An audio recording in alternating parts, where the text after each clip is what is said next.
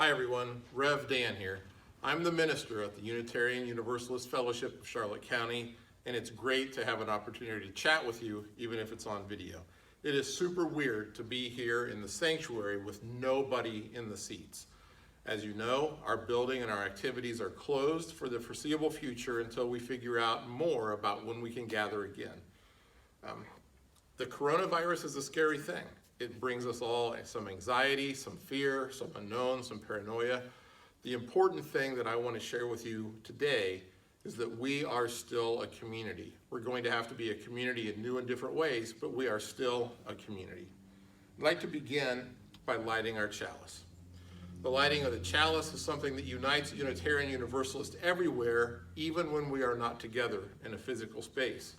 The flame of the chalice is a symbol of so many of our values, including truth, love, courage, sacrifice, and the light of being together in community, even if it's online. Please join me in reciting the affirmation as we light the chalice, signifying our sacred gathering together. Love is the spirit of this fellowship, and worship is its law. This is our aspiration, to dwell together in peace, to seek the truth in love, and to help one another.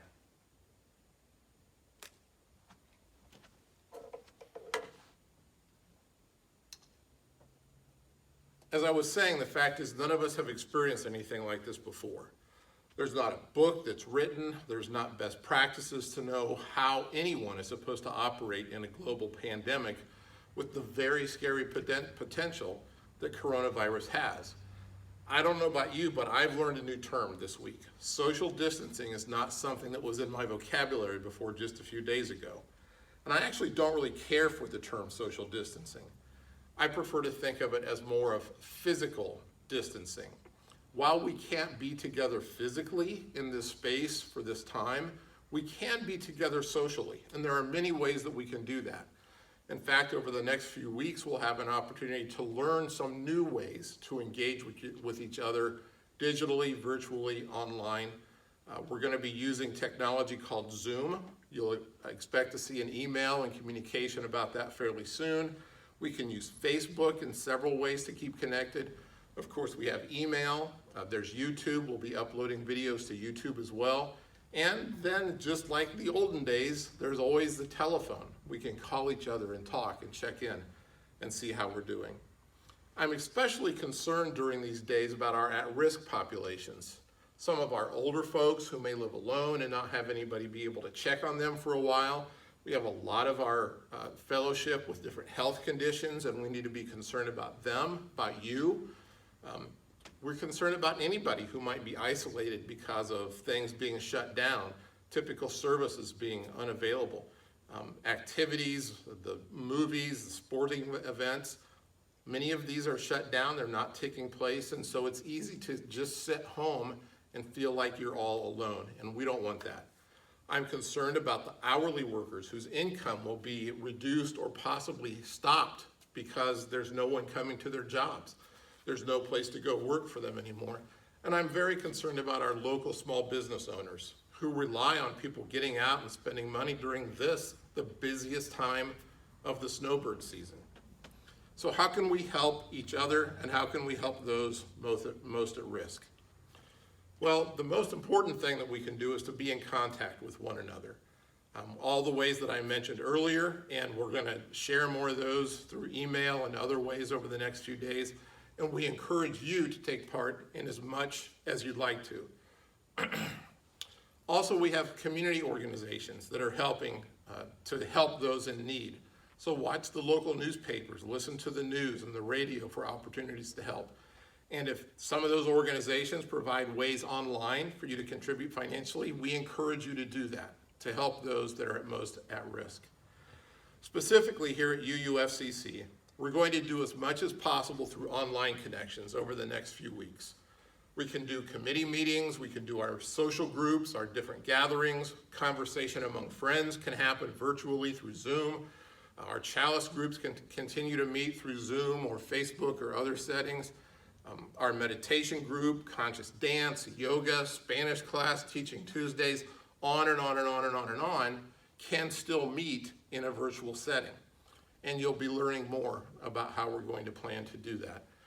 And I think maybe even most importantly, we're going to create ways where we can hang out live online and just talk and chat with each other and see how everybody's doing, just to be able to have a chance to interact when we don't here in our building.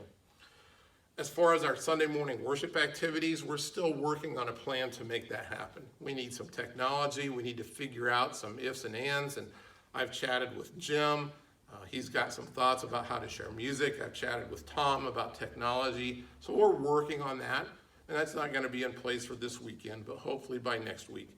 There's many other UU congregations that are having live online services available on Sunday if you'd like to participate in those, and we will send out an email with as many as we know about.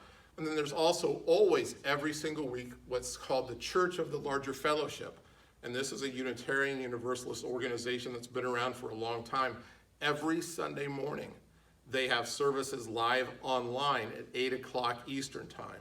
So if you would like to get online and check that out, this is a really good opportunity to do that as well.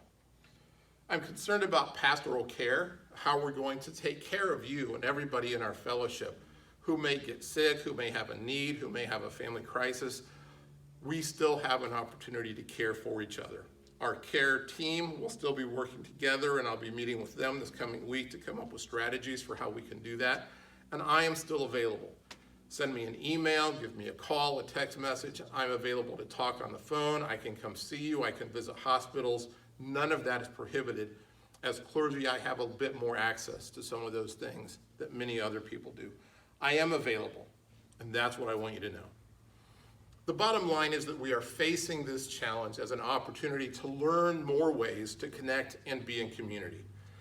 And it could turn out that we like some of these things a lot.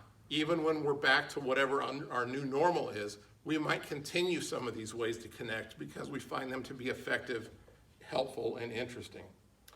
I do ask that you be patient with us as we try a few creative activities and maybe some creative technology, some of which simply aren't going to work.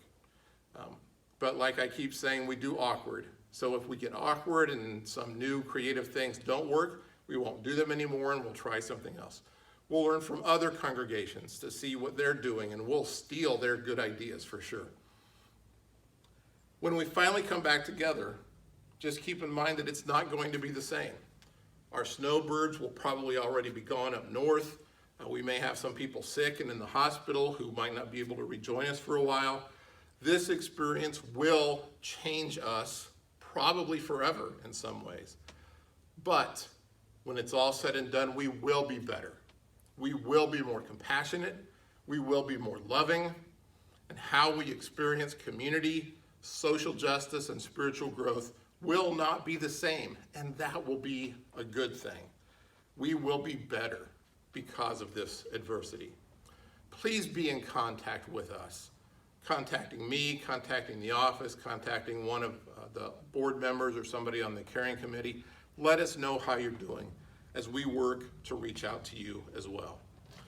I'd like to close with these words from my colleague, Reverend Lynn Unger. This is a poem she wrote called Pandemic. What if you thought of it as the Jews consider the Sabbath, the most sacred of times? Cease from travel, cease from buying and selling, give up just for now on trying to make the world different than it is. Sing, pray, stay in touch, but touch only those whom are committed to you and your life. Center down, and when your body has become still, reach out with your heart. Know that we are connected in ways that are new, terrifying, and beautiful. You could hardly deny that now. Know that our lives are in one another's hands. Surely that has come clear. Do not reach out your hands, but reach out your heart. Reach out your words. Reach out all the tendrils of compassion that move invisibly where we cannot touch. Promise this world your love, for better or worse, in sickness and in health, so long as we all shall live. And now, as we bring this message to an end, we'll extinguish the chalice, but not the light of hope, the fire of commitment, or the warmth of community. May those ideals shine in our lives and warm our hearts until we are together again. And friends, even in these times, as difficult as it may be, please remember to be a blessing to everyone you meet. Thanks for watching, and I hope to hear from you soon.